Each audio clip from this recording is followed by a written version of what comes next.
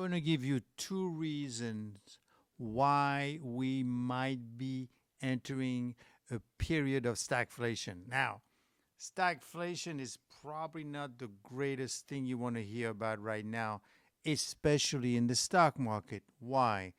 Because that means we have two things happening at the same time. We have a lower consumer confidence, we have a higher potential risk of recession, and at the same time, we have inflation. Not the best combinations. Now, what's really happening? Let me give you those two reasons. The first reason, in terms of consumer confidence, what's really going on? Well, the latest numbers on consumer confidence is actually down. I mean, look it up, it's down. We're not inventing numbers here, right? The second thing, because I'm always telling you what you need to know to make your investment decision. The second thing is the small business confidence is also down. They're wondering what's going on, and therefore they want to wait before they start making decisions on their business. Now, don't forget, if they hear all these talks of tariffs, tariffs, yeah, but if it impacts the supply chain, it's a lot more complicated than that. And they're looking at their business and they're saying, hey, can I afford this? You know what? Let me wait until I make any more expenses, additional, spending on my business. Third thing is obviously the CEO confidence are also down. Now, the second reason why we have potential stagflation is because we have higher inflation. I'm not even going by the numbers from the Fed.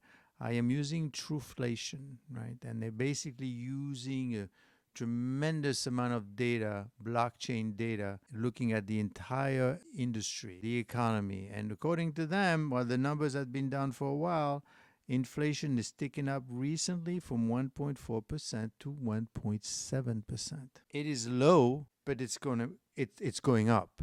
Okay, these are real numbers. Wherever you stand for against Trump, that's what's happening. Now, of course, we haven't seen the numbers, the slowdown. The other thing also I would like to mention, and if you look at the latest retail numbers, there you could see a growth, a distance between what people spend on discretionary and what they spend on staple items. They're spending less of one and more of the other, meaning they're spending more and more on the staple, but with the discretionary is going down. So people are being careful as well. So that's why they're thinking they may be slowing down. Now, we're not seeing any of this right now in the numbers. What I mean by the numbers, in terms of the financial of the corporations, they haven't released the numbers yet. But once you start seeing that, and if the trend in inflation is ticking up slowly, now, of course, I didn't even mention the potential impact for the tariffs. And then we wait until April 2nd. That's going to hit us. We haven't seen any of that.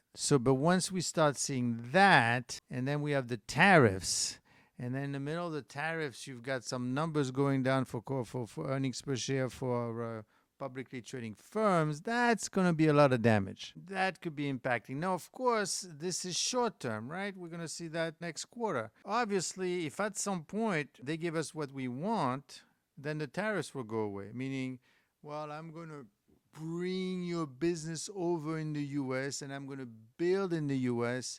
and therefore I'm going to hire U.S. workers. So that's going to help in terms of growth. But between that point and where we are now, you are going to suffer a little bit because there's some uncertainties. Now, of course, if they decide not to come over and fight us tariffs with more tariffs, and then decide to spend away from the U.S., then we are in a whole world of hurt. Because not only are we going to have inflation, we're not going to have growth, and the U.S. is going to lose its standing. So you've got to watch this black swan very carefully.